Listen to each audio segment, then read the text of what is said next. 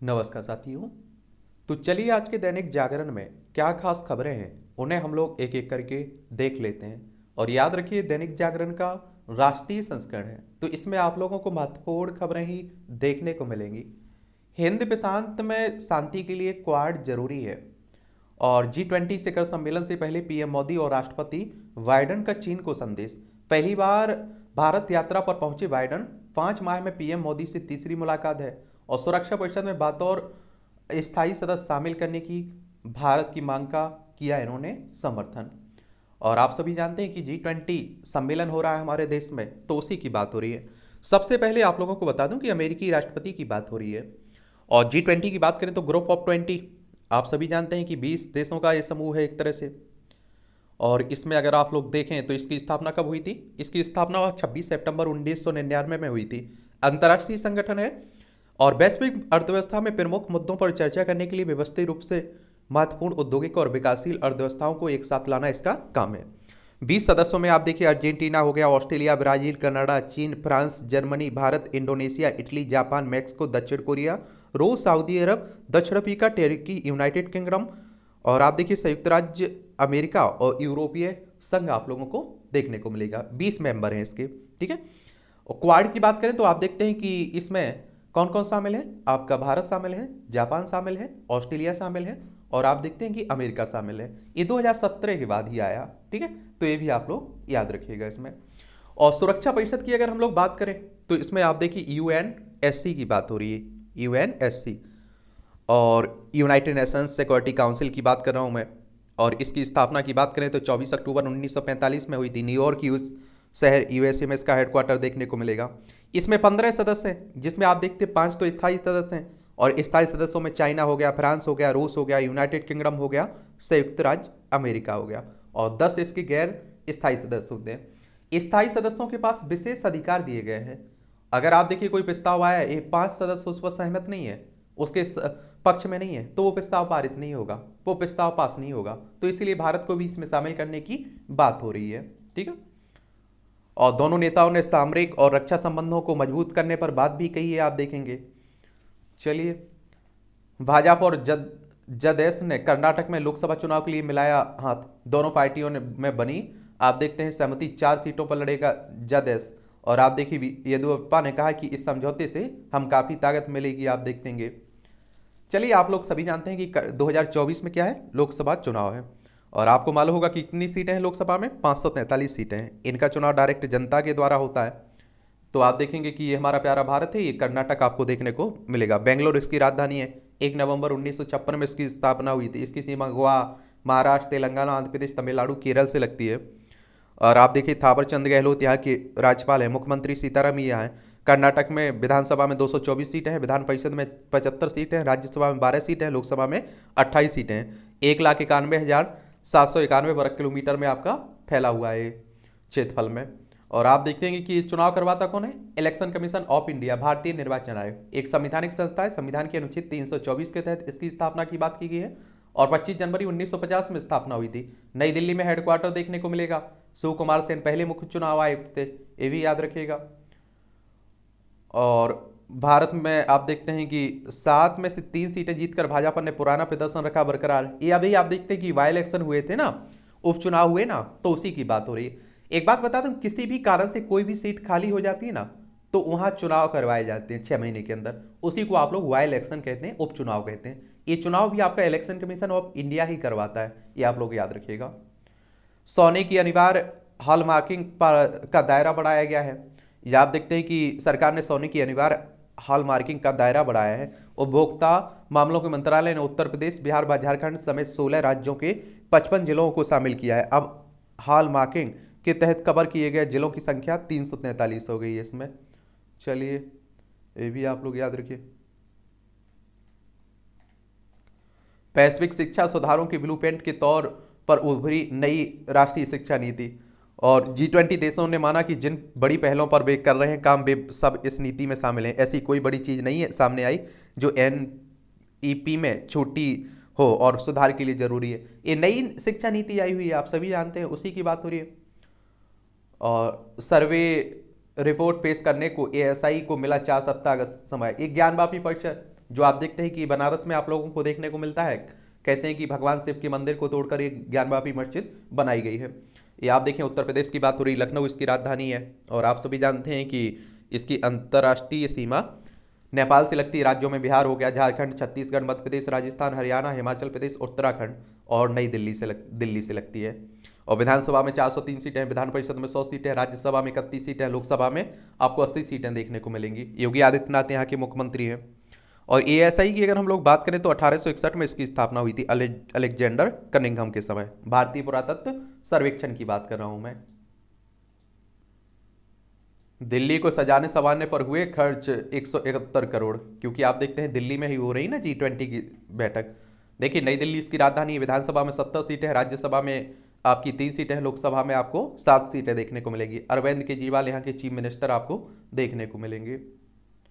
चलिए तो ये अब आप लोग देखेंगे 20 साल बाद धुला 300 रुपये की रिश्वत लेने का दाम। हाईकोर्ट ने कहा है कि कमजोर सबूत व अनुमान के आधार पर भ्रष्टाचार के लिए नहीं ठहराया जा सकता है दोषी। ये मामला क्या है? दिल्ली जल बोर्ड में मीटर रीडर के तौर पर काम करने वाले जय नारायण ने निचली अदालत के 29 मार्च 2007 के निर्णय के विरुद्ध अपील दायर की थी। भ्रष्टाचार के मामले में निचली अदालत ने जय नारायण को दोषी कराते हुए 3.5 साल की कठोर कारावास की सजा दी थी और 3000 रुपये जुर्माना लगाया था। जहांगीरपुर स्थित सिविल लाइंस जोन के ऑफिस में जय नारायण ने को 5 अगस्त 2003 को रिश्वत की रकम स्वीकार करने के आरोप में भ्रष्टाचार निरोधक शाखा ने पकड़ा था।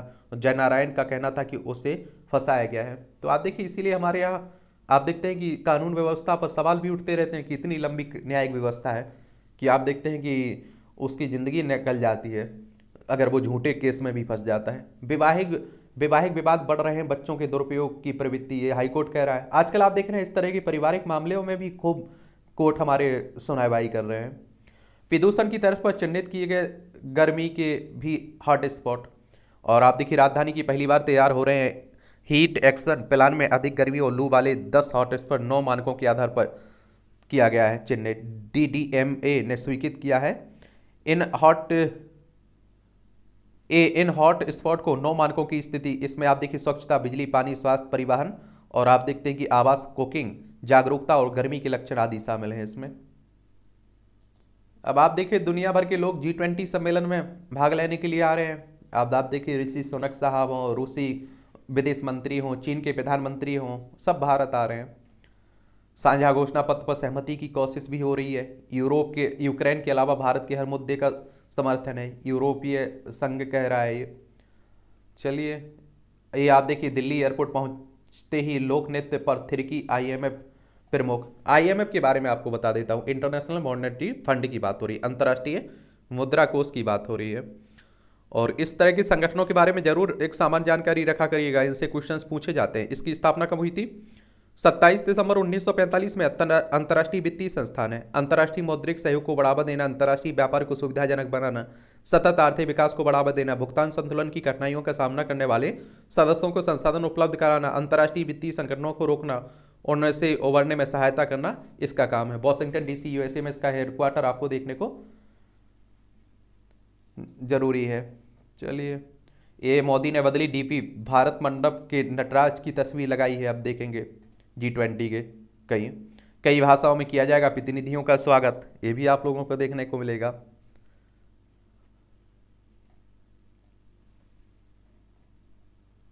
छह बिंदुओं के एक्शन प्लान पर काम कर रहे हैं G20 देश। शिखर सम्मेलन में घोषणा पत्र में शामिल होगा कार्बन 20 तय किया गया है परिपत्र। एक्शन प्लान को 105 शहरों में दी मंजूरी, प्राथमिकताओं पर बढ़ेगा सहयोग।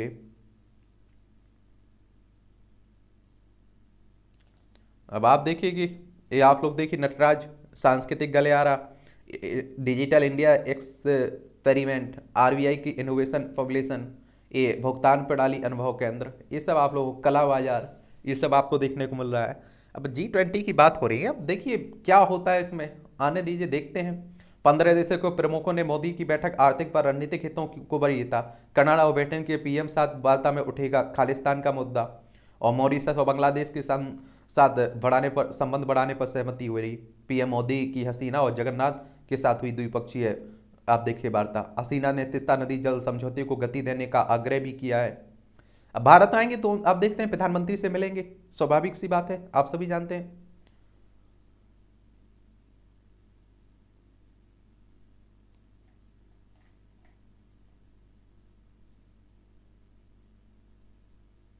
ये डीआरडीओ ने प्रगति मैदान में लगाया ऑप्टिकल टारगेट लोकेटर, सुरक्षा के पुख्ता प्रतिबंध। अब आप देखिए वैश्विक नेता आ रहे हैं तो उनकी सुरक्षा भी तो हमारी जिम्मेदारी है। अगर हम लोग डीआरडीओ की बात करें तो आप देखिए defence research and development organisation की बात हो रही है। इसका हेडक्वार्टर नई दिल्ली में देखने को मिलेगा और 1958 में इसकी स्थापना हुई थी। अभी आप देखेंगे पूरी खबरें G20 से ही जुड़ी हुई हैं, क्योंकि आप देख रहे हैं जिस तरह से ये चर्चाएं इस पर बनी हुई हैं, हम लोग अध्यक्षता कर रहे हैं। तो एक सामान्य जानकारी हर हाल में अपने पास रखिएगा। और आप लोगों को क्या करना है, 3 अरब लोगों को वित्तीय ढांचे में लाने का मंत्र, भारत का डिजिटल मॉडल।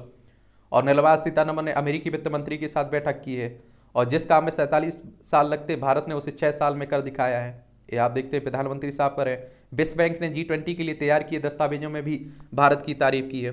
और विश्व बैंक की अगर हम लोग बात करें ना, वर्ल्ड बैंक की बात हो रही है, ये भी अंतर्राष्ट्रीय वित्तीय संस्थान है।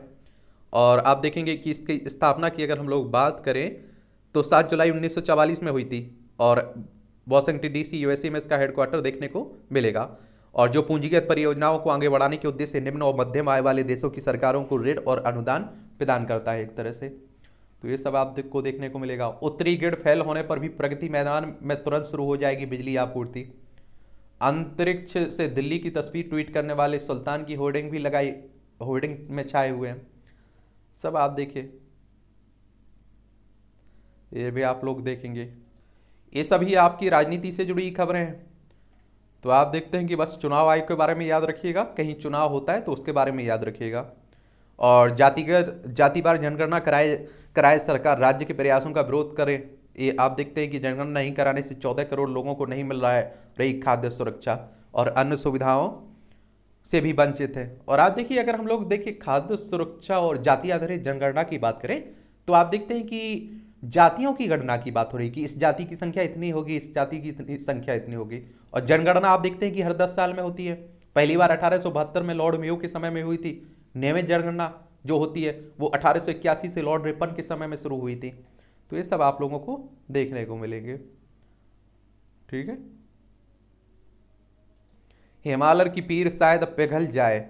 और आप देखते हैं कि उत्तराखंड सरकार ने 2015 में हिमालय दिवस को दी थी मान्यता। 2018 में मसूरी में हुए हिमालयन कॉन्क्लेव में उकेरी गई पीड़ा। हिमालय की सेहत को लेकर सजग हुए जन संगठन, तमाम संस्थान। प्रतिवर्ष 9 सितंबर को हिमालय के हालात पर जताई जाती रही है चिंता।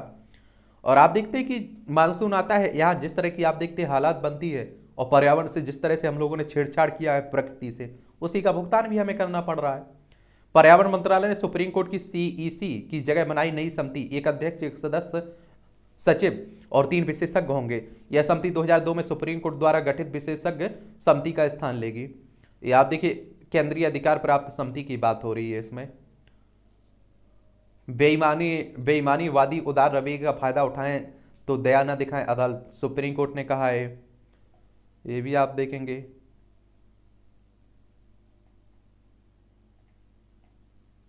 वायुसेना उप प्रमुख दीक्षित ने स्वदेशी प्रशिक्षण विमान HTT 40 उड़ाया, देख लीजिए।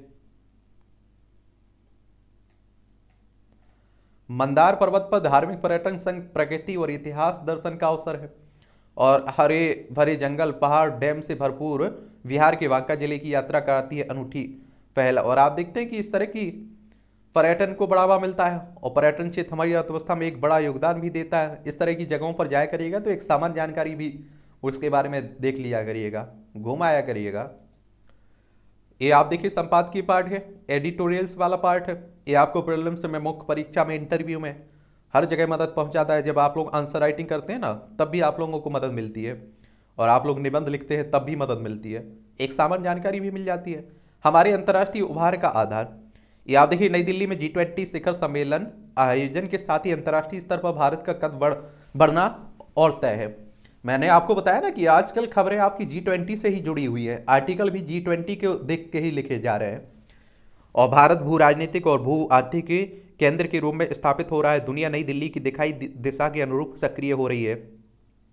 आज भारत के नेतृत्व की साख को कहीं अधिक गंभीरता से लिया लिया जा रहा है और अधिकांश राष्ट्र नई दिल्ली के साथ अपने संबंधों को मजबूत बनाना चाहते हैं। दुनिया में सबसे तेजी से वृद्धि करने वाली बड़ी अर्थव्यवस्थाएं, अधिसंख्य युवा आबादी, गतिशील लोकतंत्र, वंचित वर्गों के कल्याण के भरसक प्रयासों के साथ ही विश्व कल्याण की को समर्पित व्यवहारिक विदेश नीति वाला भारत अतीत की तमाम हिचक छोड़कर आगे बढ़ने के लिए तत्पर दिख रहा है। और विश्व पटल पर भारत का यह उभार अरसे से लंबित था। प्रेक्षकों की शिकायतें रही हैं कि भारत संभावनाओं से भरा ऐसा देश रहा है जो अपनी क्षमताओं के साथ न्याय नहीं कर पाया। और अब आप देखिए, चूंकि भारत अपने बातों पर खरा उतरने लगा है, तो यह भी उसके प्रति वैश्विक झुकाव की एक बड़ी वजह है। और क्योंकि इस दौरान आप देखिए, नई दिल्ली में खुद को आंतरिक रूप से मजबूत बनाने के साथ भारतीय राज्य की क्षमताओं को भी रेखांकित किया है। और आप देखिए, पिछले कुछ वर्षों में आंतरिक सुरक्षा की स्थिति में नाटकीय रूप से सुधार हुआ है। कई महत्वपूर्ण किंतु अशांत क्षेत्रों में शांति बहाल हुई है। आतंकी हमले के लिहाज से नाजुक देश में आतंकवाद पर व्यापक अंकुश लगाया गया है। जहां घरेलू आतंकी तत्वों पर निर्णायक प्रहार कर उन्हें काबू किया गया, तो बाहरी आतंकी शक्तियों को भी किनारे रखने में कामयाबी मिली है। आंतरिक सुरक्षा के दृष्टिकोण से जम्मू कश्मीर को अनुच्छेद 370 और 35 से मुक्ति दिलाना एक बड़ी उपलब्धि रही है। स्वतंत्रता के बाद से कश्मीर घाटी में बनी स्थिति भारत के लिए भारी पड़ती जा रही है। राजनीतिक एवं नीतिगत दृढ़ता का अभाव भी भारतीय नीति नियंताओं के लिए इस जकड़न को दूर करने में बाधक बना हुआ है। और इस लिहाज से आप देखते हैं कि मोदी सरकार के सुधारवादी एजेंडे की सफलता न केवल जम्मू कश्मीर की जनता बल्कि भारत के भविष्य की दृष्टि से भी बहुत अहम है। ऐसा ही है कि जम्मू कश्मीर से जुड़े संवैधानिक परिवर्तनों को जमीन पर आकार लेने में बहुत समय लगेगा, पर आप देखिए, इस कदम ने भारत के दुश्मनों की नींद जरूर उड़ा दी है। लद्दाख को लेकर चीन की कुंठा इसी कदम का नतीजा है, क्योंकि इस दाव से समूचे क्षेत्र में भारत की पकड़ मजबूत होगी और यह चीन की बदनीति और दूरगामी दुस्साहस से लक्ष्यों के लिए झटका है। आखिरकार भारत अपनी कमजोरी वाले दायरे से बाहर निकलकर खुद को सशक्त बना रहा है। तो इससे आप देखिए, उनका असहज होना स्वाभाविक है, जो पूर्व की यथास्थिति के साथ सहज थे। और पूर्वोत्तर भारत की एक ऐसा क्षेत्र है जिस पर हाल के वर्षों में सरकार ने बहुत ज़्यादा ध्यान दिया है। स्वतंत्रता के बाद से ही भारतीय नीति निर्माताओं की ओर से इस क्षेत्र की व्यापक अनदेखी हुई है, जिसके कारण भी समझ से परे हैं। अतीत से चला आ रहा यह रुख अदूरदर्शी भी रहा है, जबकि यह वही क्षेत्र है जिस पर चीन रह रहकर अपनी बुरी नीयत दिखाता रहा है। और इसके बावजूद नई दिल्ली ने इस क्षेत्र को कभी राष्ट्रीय चेतना के साथ नहीं जोड़ा है और इसी कारण भारत मात्र एक दक्षिण एशियाई शक्ति के रूप में सिमट कर रह गया था, जबकि भारत का पूर्वोत्तर दक्षिण पूर्व एशिया के साथ संपर्क की नैसर्गिक कड़ी थी। और उस पर ध्यान देकर हिंद प्रशांत को लेकर भारत का दावा और मजबूत होता अतीत की इन गलतियों को सुधारते हुए सरकार ने पूर्वोत्तर के साथ व्यापक रूप से सक्रियता आरंभ की है और उससे देश की मुख्यधारा से जोड़ने के गंभीर प्रयास हुए हैं। मणिपुर की हालिया अप्रिय घटनाओं के आलोक में उन प्रयासों को अनदेखा नहीं किया जाना चाहिए, जिनके चलते पूर्वोत्तर भारत में गवर्नेंस के स्तर पर जबरदस्त काया पलट हुआ है। इसी परिवर्तन का प्रभाव है कि पिछले कुछ वर्षों में पूर्वोत्तर भारत में अलगाववादी घटनाओं में भारी कमी आई है। जनता और सरकार में बढ़ते भरोसे का भी ही प्रमाण है। और पूर्वोत्तर के कई आप देखिए हिस्सों से सैन्य बल, विशेष शक्तियां अधिनियम यानी अपस्पा को हटा दिया गया है और उसके प्रावधानों में भारी ढील दी गई है। पूर्व प्रधानमंत्री मनमोहन सिंह ने लाल किले से अपने भाषण में वामपंथी चरमपंथी यानी नक्सलवाद को देश के समक्ष सबसे प्रमुख चुनौती के रूप में चिन्हित किया था। एक समय देश में वामपंथी चरमपंथी से ग्रस्त बड़ा हिस्सा लाल गलियारे के रूप में कुख्यात था। मौजूदा सरकार ने उस लाल गलियारे की रंगत ही आप देखिए बदल दी है। माओवादियों पर सुरक्षा बलों की मजबूत पकड़ से लेकर उनके वित्तीय स्रोतों पर प्रहार के साथ ही माओवादी नेतृत्व की कमर तोड़कर सरकार ने इस चुनौती का एक बड़ी हद तक कारगर तोड़ निकाला है। और चाक चौबंद सुरक्षा व्यवस्था और विकास गतिविधियों की जुगलबंदी से सरकार ने माओवादी प्रभावित क्षेत्रों की सूरत बदल दी है। परिणाम स्वरूप देश के समक्ष माओवाद अब वैसी चुनौती नहीं है जैसी कुछ साल पहले तक थी और विकास की बहती गंगा के सामने माओवादियों को अपने विचारिक के दम पर नए रंग रूट भर्ती करना मुश्किल हो रहा है और केवल आर्थिक समृद्धि या संसाधनों के मोर्चे पर बढ़त ही किसी देश को वैश्विक राजनीति में सिरमौर नहीं बनाती। भारत को लंबे समय तक एक सशक्त समाज किंतु कमजोर राज्य की दृष्टि से देखा गया है और आप देखेंगे कि इस तथ्य की झुटलाया नहीं जा सकता है कि आंतरिक मामलों पर प्रभावी पकड़ के बिना किसी भी देश का अंतर्राष्ट्रीय वरीयता अनुक्रम में ऊपरी चढ़ना बेहद कठिन है। वैश्विक नेतृत्व पर आप देखिए भारत की पकड़ सबसे तब से मजबूत होनी आरंभ हुई जब उसने आंतरिक सुरक्षा सुनिश्चित करने की क्षमता और प्रतिबद्धता दिखानी शुरू की। एक मजबूत राज्य जो अंदरूनी हलचलों पर नियंत्रण रखने में सक्षम हो, वह बाहरी स्तर पर राष्ट्रीय आर्थिक क्षमताओं का लाभ उठाने की स्थिति में होता है। यही वह सबक है जो भारतीय नीति निर्माताओं देश से ही सही लेकिन अब गंभीरता से सीख रहे हैं। लेखक सामरिक मामलों के विश्लेषक और ऑब्जर्वर रिसर्च फाउंडेशन के उपाध्यक्ष हैं हर्ष भी पंत। इनके द्वारा यह आर्टिकल लिखा गया है। भारत के प्रति दुर्भावना से भरा चीन भारत को एशियाई महाशक्ति मानना तो दूर, एक प्रमुख देश के रूप में भी स्वीकार नहीं करना चाहता है। अभी आप देखते हैं कि G20 शिखर सम्मेलन में रूसी राष्ट्रपति पुतिन के न आने की शंका पहले से थी, क्योंकि अमेरिका समेत G20 के कई देश यूक्रेन को ऐसे हथियार दे रहे हैं जिनके जरिए यूक्रेन सेना रूस के अंदरूनी इलाकों में हमले कर रही है। लेकिन आप देखते हैं कि जो उथल पुथल चल रही है, लेकिन चाइना के राष्ट्रपति भी नहीं आए ना, तो उसी को लेकर बातें हो रही है। और आप देखते हैं कि चाइना कब हमें चाहेगा कि आगे बढ़े हम। और आप देखते हैं कि आप लोगों को चीन समय समय पर ऐसे बेसिर पैर दावे करता रहता है, परंतु इन नक्शे को हल्के में नहीं लिया जाना चाहिए, क्योंकि 1950 के दौरान चीनी सरकार द्वारा ऐसे ही एक नक्शे के चलते दोनों देशों के बीच विवाद गंभीर रूप ले लिया था। 1962 में युद्ध भी हो गया था, ये भी आप जानते हैं। यहाँ भी एक अच्छा कॉलम लिखा जाता है, इसे देख लिया करिएगा।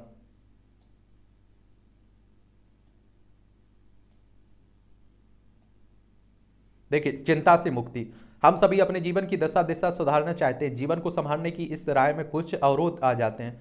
इनमें से कुछ अवरोध किसी और के नहीं अपितु स्वयं हमारे द्वारा निर्मित होते हैं। चिंता ऐसा ही एक अवरोध है। अच्छा कॉलम लिखा जाता है। चिंता कहते नहीं, चिता में बदल जाती है, इसलिए चिंता ज़्यादा नहीं करना है, परेशान नहीं होना है, मस्त रहिए, बिंदास रहिए। विश्व के केंद्र में भारत, जो आप देख रहे हैं कि भारत पहले भी बड़े अंतर्राष्ट्रीय आयोजन हुए हैं, G20 हो रहा है।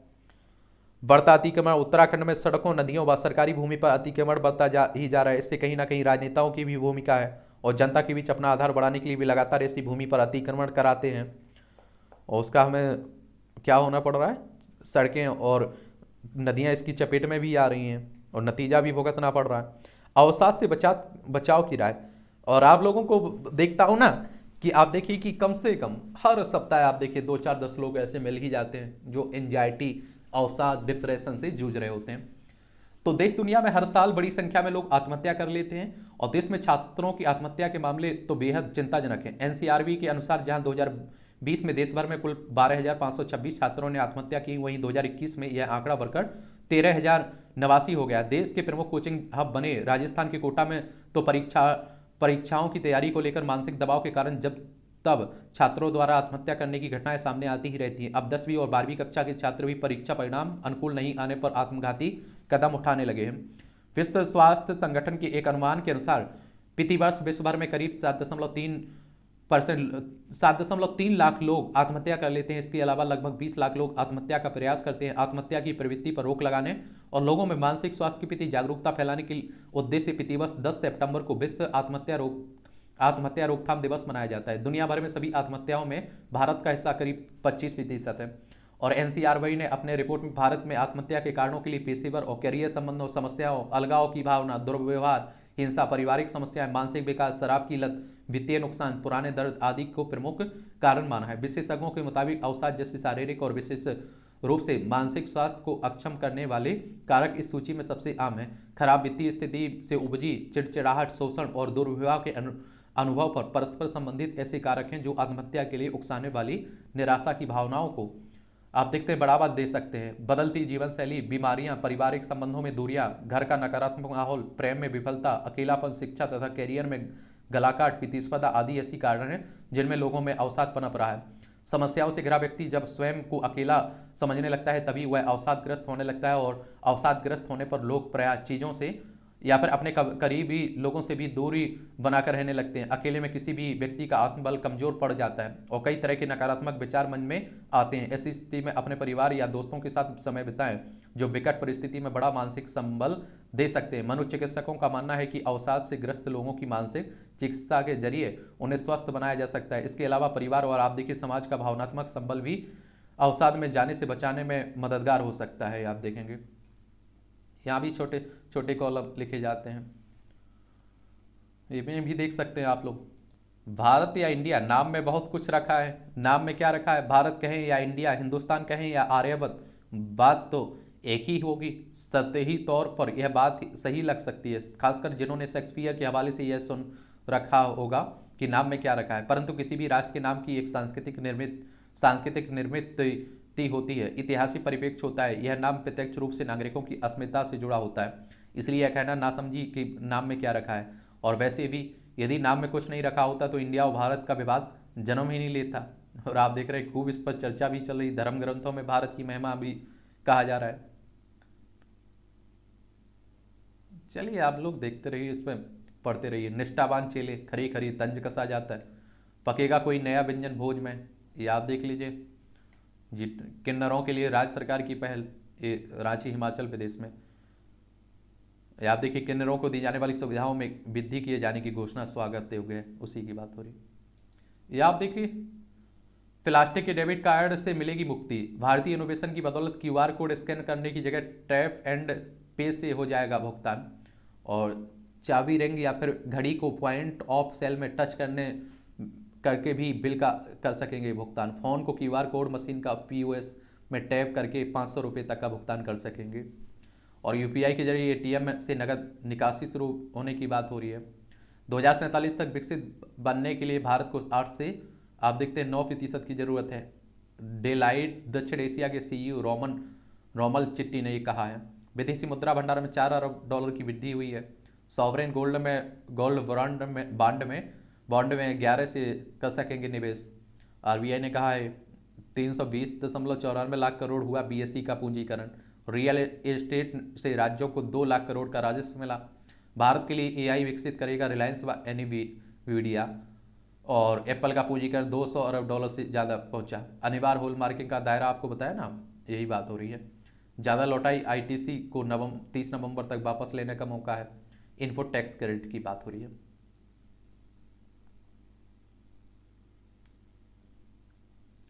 किसी कंपनी पर निश्चितकालीन प्रतिबंध बिना कारण बताए स्वीकार नहीं है।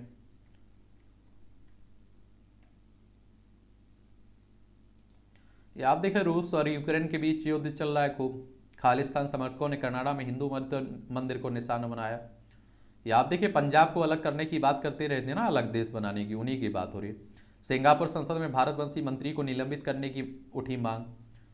ये आप देखिए, विपक्षी सांसद हाजेल फुआ ने शुक्रवार को बताया कि उन्होंने भारतवंशी परिवहन मंत्री एस ईश्वरन को संसद से निलंबित करने की ये प्रस्ताव सदन में पेश किया है। मंत्री ईश्वरन के खिलाफ भ्रष्ट आचरण जांच ब्यूरो जांच कर रही है ना, तो उसी मामले में।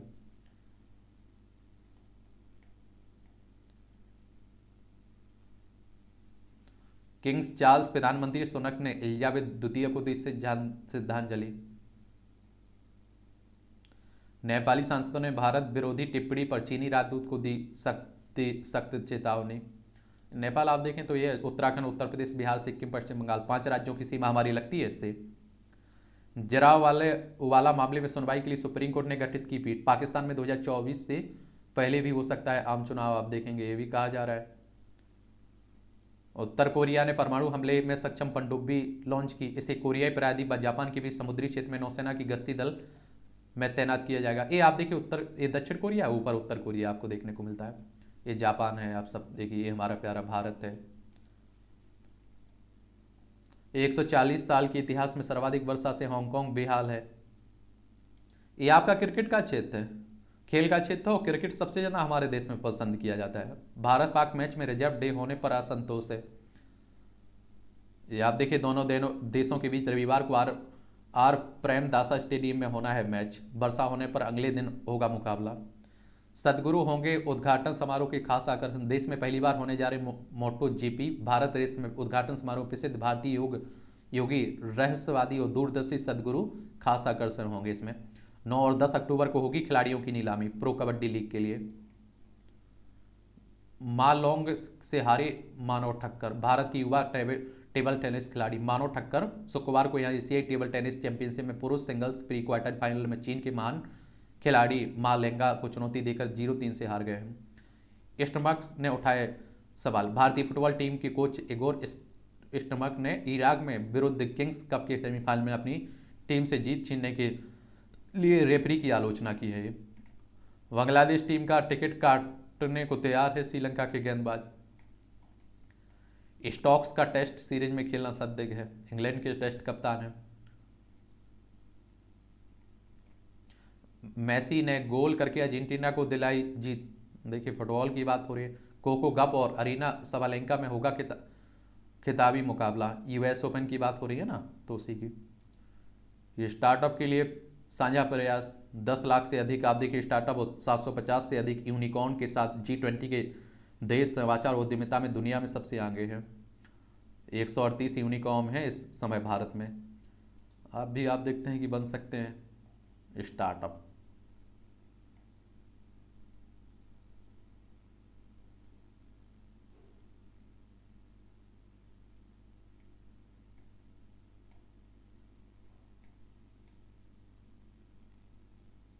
यहाँ भी आपको जनरल नॉलेज की जानकारी मिल जाती है, परीक्षा के पॉइंट व्यू से भी पॉइंट मिल जाते हैं, नोट कर लिया करिएगा। अमेरिका की ग्रेस हापर ने खोजा था कंप्यूटर प्रोग्राम में पहला बग।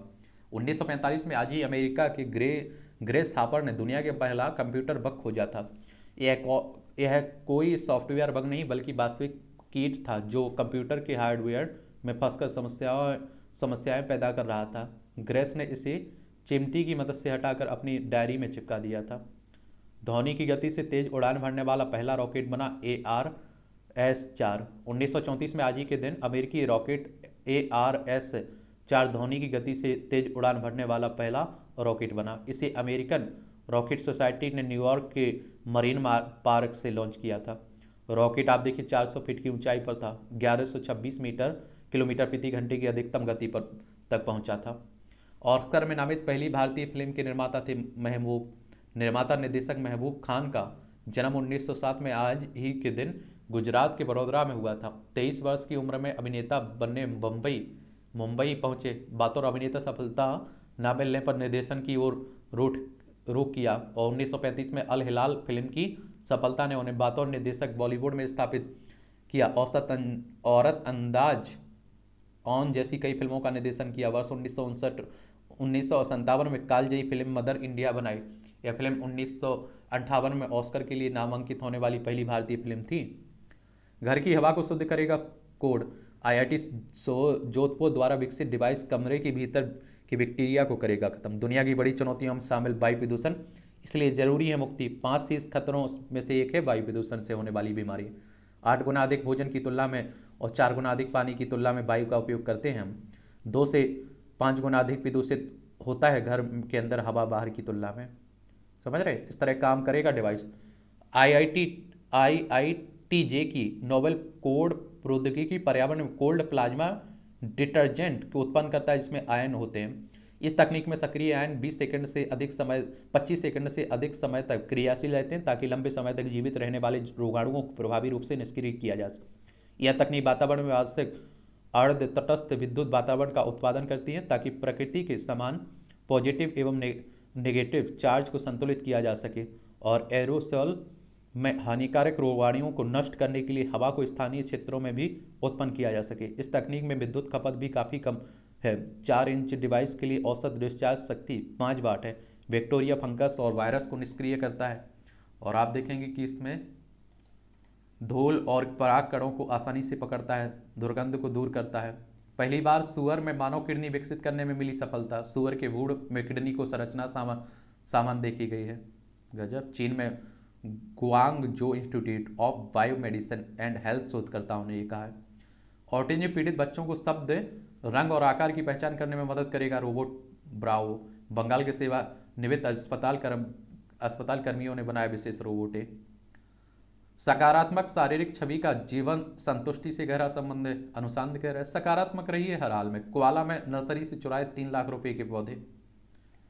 ये आप देखिए सीरियाई लड़की की कठपुतली अमेरिका में। 10 वर्षीय सीरियाई शरणार्थी लड़की अमल की 12 फीट की ऊंची कठपुतली 2 माह की लंबी पदयात्रा शुरू करने के लिए अमेरिका के मैसाचुसेट्स राज्य की राजधानी बोस्टन में पहुंची, जिसका हजारों लोगों ने स्वागत किया। सीरियाई शरणार्थी की अब कठपुतली मानवाधिकारों का वैश्विक प्रतीक बन गई है। वैंत कार्बन फाइबर और अन्य हल्के पदार्थों से बनी यह कठपुतली 15 देशों की लगभग 8000 किलोमीटर की यात्रा कर चुकी। इस मुख्य उद्देश्य दुनिया का शरणार्थियों की समस्याओं की ओर ध्यान आकर्षित कराना है। ये आप देखिए मूवियों से जुड़ी खबरें हैं, पढ़ना हो तो पढ़ सकते हैं आप लोग, छोड़ना हो तो छोड़ सकते हैं। ये आप लोग देखिए, इस तरह से आप देखेंगे कि आज के न्यूज़पेपर की कहानी खत्म होती है। आप लोग पढ़ते रहिए, एंजॉय करते रहिए। आपका कोई सवाल हो मेरे लिए, सुझाव हो तो जरूर आप लोग बता सकते हैं। शुभकामनाएं हैं मेरी तरफ से, मेहनत करिए आप लोग और अच्छे से मेहनत करिए, ठीक है।